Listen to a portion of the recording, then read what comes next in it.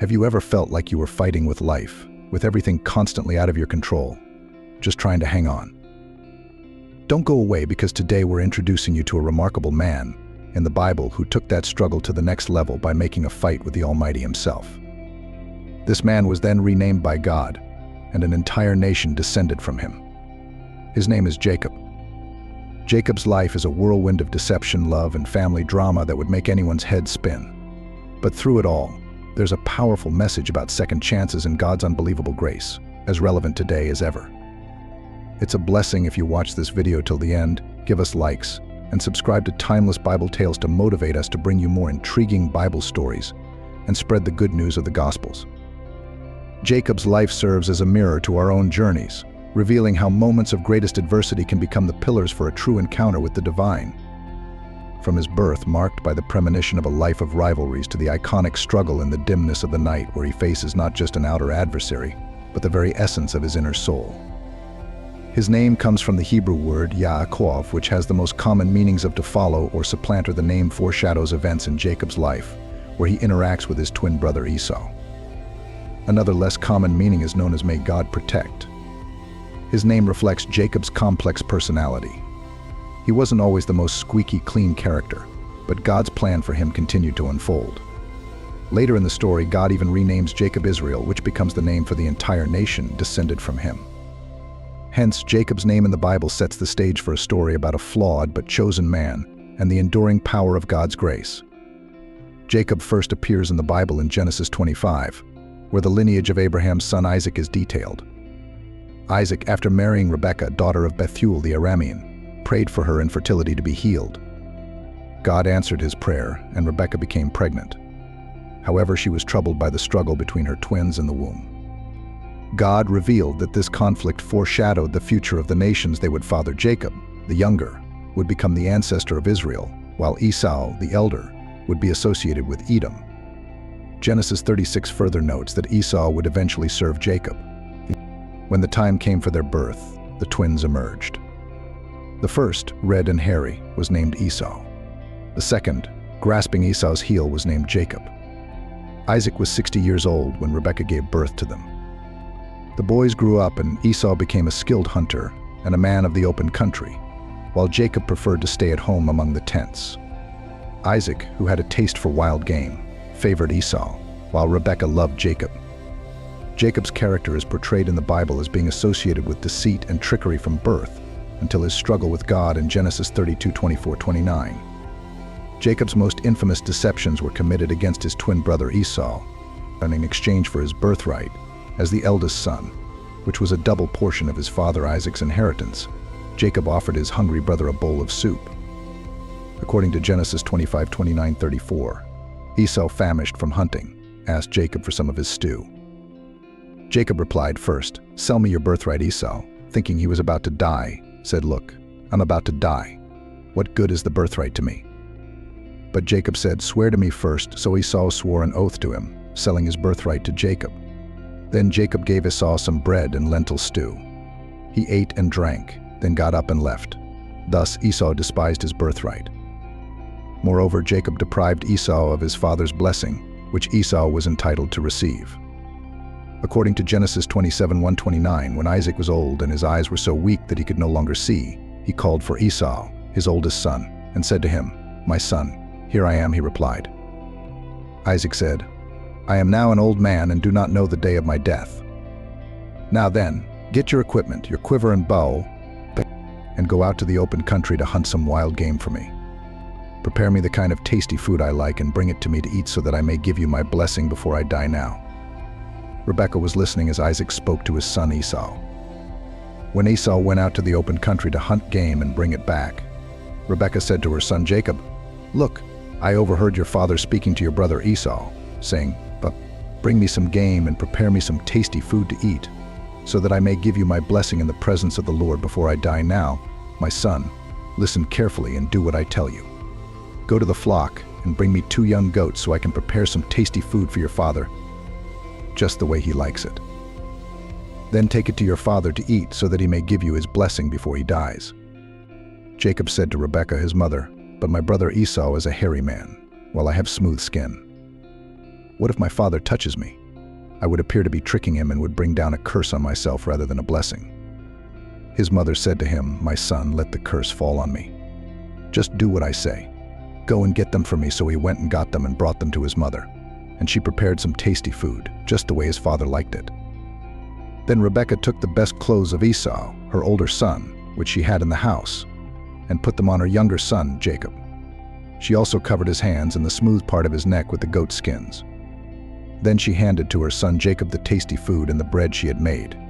He went to his father and said, "My father." "Yes, my son," he answered. "Who is it?" Jacob said to his father, "I am Esau, your firstborn. I have done as you told me. Please sit up and eat some of my game so that you may give me your blessing." Isaac asked his son, "How did you find it so quickly?" "My son, the Lord your God gave me success," he replied. Then Isaac said to Jacob, "Come near so I can touch you, my son, to know whether you really are my son Esau or not." Jacob went close to his father Isaac, who touched him and said, "The voice is the voice of Jacob, but the hands are the hands of Esau." He did not recognize him, for his hands were hairy like those of his brother Esau. So he proceeded to bless him. "Are you really my son Esau?" he asked. "I am," he replied. Then he said, "My son, bring me some of your game to eat so that I may give you my blessing." Jacob brought it to him, and he ate. He also brought him wine, and he drank. Then his father Isaac said to him, "Come here, my son, and kiss me." So he went to him and kissed him. When Isaac smelled the clothes, he blessed him and said, "Ah, the smell of my son is like the smell of a field that the Lord has blessed. May God give you heaven's dew and earth's richness, an abundance of grain, and new wine. May nations serve you and people bow down to you.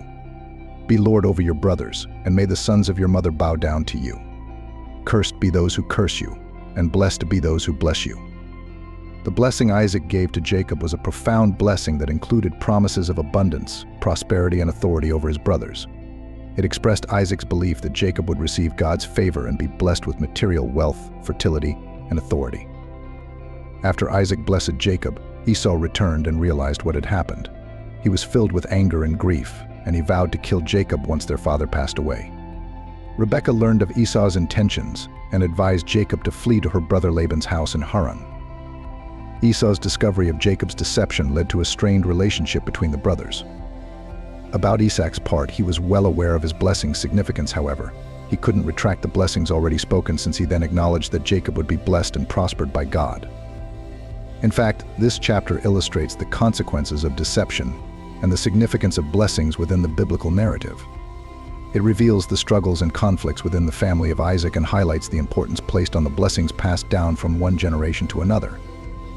Ultimately, it sets the stage for the unfolding story of Jacob's journey and the fulfillment of God's purposes in his life. Genesis 29 tells the story of Jacob's journey to Haran, where he meets and falls in love with Rachel.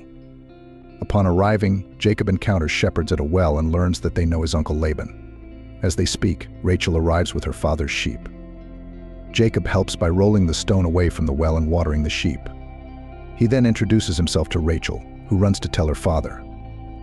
When Laban hears of Jacob's arrival, he warmly welcomes him. Jacob stays with Laban for a month, during which he falls in love with Rachel. Jacob agrees to work for Laban for 7 years to marry Rachel, but on the wedding night, Laban deceives Jacob by giving him Leah, Rachel's older sister, instead.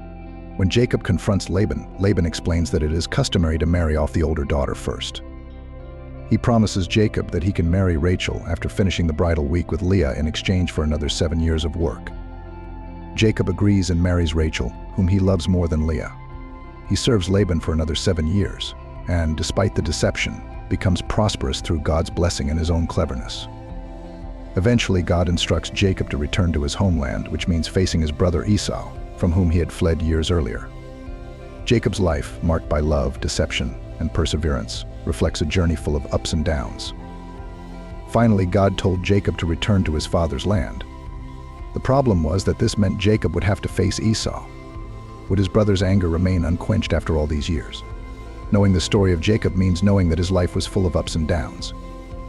Despite God's promise to Jacob that through him would come not just a great nation but a set of nations, he was a fearful and anxious man. Jacob was about to meet his brother Esau, who had sworn to kill him at a critical moment in his life.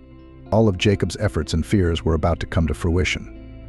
Jacob had fled from an enraged Laban only to face his furious brother Esau, eager for his life. Jacob concocted a bribe and then sent a caravan of gifts across the Jabbok River with his women and children, hoping to appease his brother. He was stripped of all his worldly possessions because he was physically exhausted, alone in the wild wilderness, and facing certain death. That night, Jacob was visited by an angelic stranger, Genesis 32:22. He got up, took his 2 wives, his 2 female servants, and his 11 children, and crossed the ford of the Jabbok. After sending them, and all his possessions across the stream, Jacob was left alone, and a man wrestled with him until daybreak. Throughout his life, Jacob had been wrestling first with Esau, then with Laban, and now with God himself. This moment, just before meeting Esau, was the toughest of his life. When the man saw that he could not overpower Jacob, he touched the socket of Jacob's hip, wrenching it. The man then said, "Let me go." "For it is daybreak," Jacob replied. "I will not let you go unless you bless me." The man asked, "What is your name?" Jacob answered. "Jacob," the man said, "your name will no longer be Jacob, but Israel, because you have struggled with God and with humans and have overcome." Jacob asked, "Please tell me your name." But the man replied, "Why do you ask my name?" and then blessed him. Jacob called the place Peniel, saying, "It is because I saw God face to face, and yet my life was spared." As the sun rose, Jacob limped away, a symbolic reminder of his encounter. To this day, the Israelites do not eat the tendon attached to the hip socket because of this event. At 79 years old, Jacob's physical struggle with the angel was less about physical prowess and more about spiritual perseverance. Jacob's refusal to yield spiritually was key. He only negotiated when the man threatened to leave without blessing him. This encounter marked a turning point. Jacob's name change to Israel signified a transformation in character, from one known for deceit to one who persevered with God. And his new name symbolized his willingness to submit to God's authority. Jacob's struggle with God shows his determination to get a blessing. He refuses to let the man God leave until he receives a blessing. This shows Jacob's willingness to stand firm in his faith and negotiate with God. In the end, Jacob's perseverance pays off, and he receives a new name, Israel, symbolizing his transformed character and his success in wrestling with God. This change is a result of Jacob yielding to God's will, not God surrendering to Jacob. Who exactly is this stranger throughout the episode? The narrator refers to him as a man, but at the end of the episode, he is revealed as Elohim. The man injures Jacob's hip, but Jacob refuses to let him go until the man blesses him. Jacob realizes that he was not wrestling with a man, but with God, and he would not let go until he was blessed. The location of the struggle is named Peniel, which means face of God in Hebrew. Jacob's fight or wrestling encounter with God holds significant importance in the Bible and makes enormous contributions as lessons for Christians nowadays. First, through the name change and identity, we identify that during the wrestling match, God changed Jacob's name to Israel, which means one who struggles with God. This renaming signified a shift in Jacob's identity and character. It represented his transformation from a deceptive and self-reliant person to one who sought God's blessings and clung to him in faith. Besides, the name change from Jacob to Israel not only had personal significance, but also became the foundation for the nation of Israel. The name Israel represents the struggles and challenges that the Israelites would face throughout history. It serves as a reminder of their unique relationship with God and their continuous wrestling with faith, obedience, and their calling as God's chosen people. This is also an important event since it marks a foreshadowing of Christ. Jacob's wrestling encounter can be seen as a foreshadowing of Christ and his redemptive work. The story illustrates the human longing to encounter God and find favor with him. It also points to Jesus, who would later come to earth as the God-man, bridging the gap between humanity and God through his life, death, and resurrection. In the New Testament, in John 11, we find the report of a council of the Jews. It is told how, in the midst of this council, a man stood up and said, "What shall we do? For this man Jesus performs many signs. If we let him alone, all will believe in him, and the Romans will come and take away our city and our nation." But one of them, Caiaphas, who was high priest that year, said to them, "You know nothing, nor do you consider that it is expedient for you that one man should die for the people, and not that the whole nation should perish." John 11:47-50. Here we see that Jacob's children are very much like their father. They are still struggling and plotting hard. Here they are trying to come up with a plan that will help them stay in the promised land and keep their blessings by their own strength, effort, and wisdom. It is striking that they fear the Romans much more than they fear God. In fact, the spiritual leaders of Israel were not even aware that the man they had just arrested was the King of heaven and earth, the Son of God, who had come to them as a man. Known to them, he had no form or glory, and when we saw him, he had no appearance that we should be pleased with him, Isaiah 53:2. Yet, despite all their wickedness, God was working out something good from their devious plans for them, and for us too. Peter spoke about this very clearly in his Pentecost sermon. Men of Israel, hear these words, Jesus of Nazareth, a man attested to you by God with mighty works and wonders and signs which God did through him in your midst. As you yourselves know this man, delivered up according to the definite plan and foreknowledge of God, you crucified and killed by the hands of lawless men. Let all the house of Israel therefore know for certain that God has made him both Lord and Christ, this Jesus whom you crucified. Acts 2:22-36. The leaders of Israel thought that by giving Jesus over to death they would be doing themselves and the people a favor and making their stay in the promised land more secure. Their plan was thoroughly evil and unjust, but God still had a wonderful plan for it. Through their unrighteousness and sin, we are allowed access to God's land of eternal rest. Christ humbled himself for us so that through him we might receive the highest imaginable. Paul writes in Philippians 2 that Jesus, being in the form of God, did not count equality with God a thing to be grasped, but he emptied himself, taking the form of a servant, being born in the likeness of men, and being found in the form of a man, he humbled himself and became obedient to the point of death, even death on a cross. VV 6-8. All of this was in a sense foreshadowed by the struggle between Jacob and God. Through Jacob's wrestling with God, we can see through the symbol of his spiritual journey. It demonstrated his willingness to contend with God, seeking his favor and blessings. Through the struggle, Jacob exhibited persistence, determination, and a desire to know and experience God more intimately. It also showed his willingness to surrender to God's will, as he refused to let go until he received God's blessing. In today's world, humility seems to be anti-cultural and anti-success. In God's world, however, we become better people when we put our pride aside and trust in him. God humbled many biblical figures, including Jacob. Similar stories can be found in the conversion of Simon Peter and of Saul to Paul. Indeed, Paul would later write about a thorn in his flesh. To keep me from becoming conceited because of these surpassingly great revelations, there was given me a thorn in my flesh, a messenger of Satan, to torment me. 3 times I pleaded with the Lord to take it away from me. But he said to me, my grace is sufficient for you. For my power is made perfect in weakness, therefore I will boast all the more gladly about my weaknesses, so that Christ's power may rest on me. That is why, for Christ's sake, I delight in weaknesses, in insults, in hardships, in persecutions, in difficulties. For when I am weak, then I am strong. 2 Corinthians 12:7-10. When God makes us wrestle with him for some blessings, it's not because he is reluctant to bless us, even though it may seem that way initially. It's because he has more blessings for us in the struggle than when we don't struggle. Remember that God sought Jacob out for this fight. God was the catalyst. When God appeared, Jacob was consumed by his own anxiety about Esau and his approaching kill squad, and the fight pulled Jacob out of his fear trance and forced him to focus on God. I doubt Jacob wanted, or even thought he needed that forced focus initially. I wouldn't be surprised if Jacob had prayed at the start, God, could you get rid of this guy? This is exactly what I don't need right now. But he discovered that the struggle was a conduit for God's blessing upon him. Do you remember when the man saw that he could not overpower him? He touched Jacob's hip socket so that his hip would twist while they wrestled. Then the man said, let me go, for it is daybreak. But Jacob replied, I will not let you go unless you bless me. Genesis 32:25-26. Through this metaphor, we can easily see that Jacob possessed 2 admirable traits: spiritual sensitivity and perseverance. His spiritual sensitivity is shown when he fled from his brother and saw the ladder to heaven, and again when he obeyed God's voice telling him to return to his homeland. His perseverance is shown in his pursuit of Rachel and his patience in serving Laban to win her hand in marriage. In his struggle with the mysterious man, Jacob demonstrates both qualities. He realized that he was wrestling with God and refused to give up until God blessed him. What makes this even more powerful is the moral consequences that Jacob faced. He did not deserve the blessing, but he was willing to accept any judgment or consequences that came with it.